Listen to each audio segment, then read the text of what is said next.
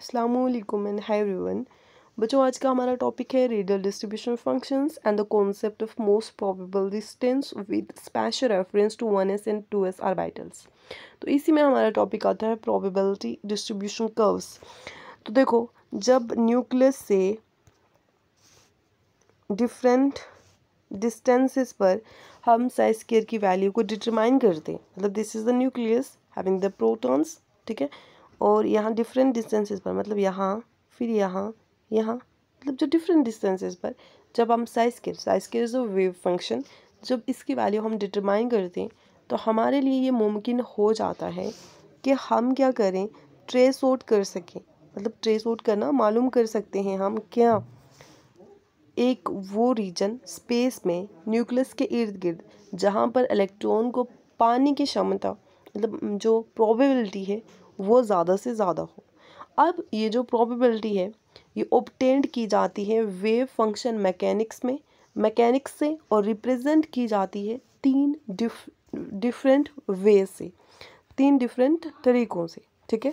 तो वो तरीके कौन कौन से हैं? Number 1 is electron cloud representation, number 2 is probability distribution curves, and the number 3 is radial probability distribution curves, ठीक है। तो वन बाय वन इनको हम डिस्कस करेंगे। आज के इस लेक्चर में हम सिर्फ और सिर्फ लेंगे इलेक्ट्रॉन क्लाउड रिप्रेजेंटेशन। अब यहाँ पर देखें इलेक्ट्रॉन क्लाउड रिप्रेजेंटेशन में कि इस केस में जो डिस्ट्रीब्यूशन है इलेक्ट्रॉन का वो किसके फॉर्म में होगा, इलेक्ट्रॉन डेंसिटी या इलेक्ट्रॉन चार्ज के फॉर्म में। यहाँ पर आपको न्यूक्लियस के इर्द गिर्द कुछ ये बहुत छोटे छोटे डार्क, मतलब डैश्ड सर्कल्स, डैश्ड का मतलब ऐसे, ठीक है, ऐसे सर्कल मिल रहे होंगे बहुत ज़्यादा। तो ये इलेक्ट्रॉन क्लाउड या इलेक्ट्रॉन डेंसिटी। और यहाँ पर इसको अंडरस्टैंड कर, इस मेथड को अंडरस्टैंड करने के लिए जो इलेक्ट्रॉन क्लाउड रिप्रेजेंटेशन है, if we have to understand this, तो इसको अंडरस्टैंड करने के लिए हमें क्या करना है कि हमें अपने इमेजिन करना है। जैसे आप खुली आंखों से बहुत सारे ख्वाब देखते हो ना कि ऐसा हो, है ना, तो वैसे ही हम इमेजिन करते हैं कि ये पॉसिबल है, ये मुमकिन है कि हम हाइड्रोजन एटम का, हाइड्रोजन में कितने इलेक्ट्रॉन होते हैं, एक ही तो होता है ना, 1 इलेक्ट्रॉन एंड 1 प्रोटॉन। तो जो ये एक इलेक्ट्रॉन किस में होगा, 1s में होगा, तो 1s ऑर्बिटल में होगा। तो ये जो फास्ट, अब इलेक्ट्रॉन क्या करते क्या, न्यूक्लियस के इर्द गिर्द भाई घूमते हैं, ठीक है, तो मतलब घूम रहे होते हैं अपने पाथ में। तो हम ये इमेजिन करते हैं कि ये मुमकिन है कि जो हाइड्रोजन का जो वेनस फास्ट मूविंग इलेक्ट्रॉन है उसका हम फोटोग्राफ ले सकें।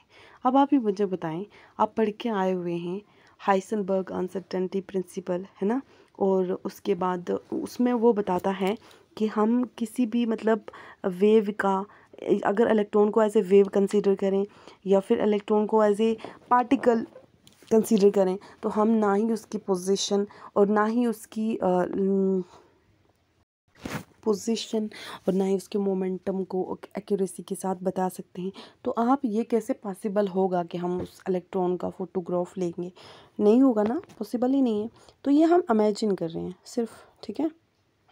अब यहाँ पर हम क्या करते हैं फिर, और हर एक जो हम स्नैप लेते हैं वो उसकी लोकेशन बताता रहता है, मतलब उसी मोमेंट पे, मतलब एक लम्हे पे ये बताएगा कि हाँ ये यहाँ पे है अभी। अब हम एक सीरीज़ ऑफ स्नैप्स लेते हैं उस मूविंग इलेक्ट्रॉन के और फिर उनको साथ में इकट्ठा कर लेते हैं, तब हमें जो डिस्ट्रीब्यूशन है इलेक्ट्रॉन का वो कुछ ऐसा मिलता है, ठीक है। इमेजिन करके ये ऐसा लिया है हमने, ठीक है। तो ऐसा देखो इलेक्ट्रॉन के इर्द गिर्द, ठीक है, फिर न्यूक्लियस के पास इलेक्ट्रॉन डेंसिटी, फिर थोड़ा दूर, फिर यहाँ पर देखो। तो आप एक चीज़ नोटिस कर रहे होंगे बच्चा जी कि जो प्लस का साइन है,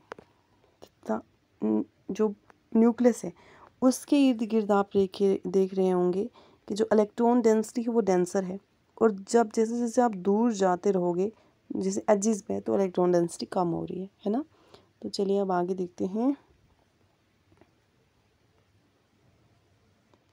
यहाँ पे देखें आप, ये इस फिगर से क्लियर है, ये जो इलेक्ट्रॉन डेंसिटी है कुछ मतलब रीजन्स में दूसरे रीजन के कंपैरिजन में वो ज़्यादा डेंसर है। तो आप अभी जस्ट मैंने आपको दिखाया कि कुछ जैसे न्यूक्लियस है इर्द गिर्द यहाँ पर ज़्यादा है और दूर कम है।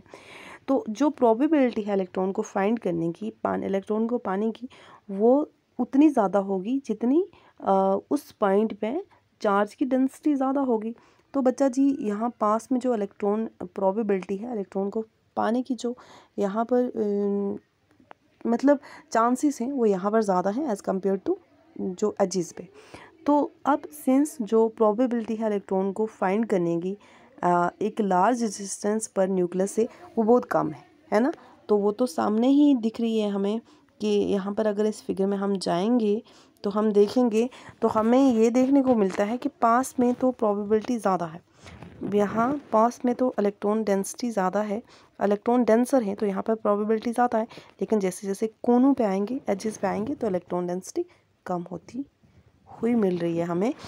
तो इसीलिए जो इलेक्ट्रॉन क्लोड है वो उसकी शार्प बाउंड्रीज नहीं हो सकती। ठीक है, तो आज के लिए इतना ही। Thank you.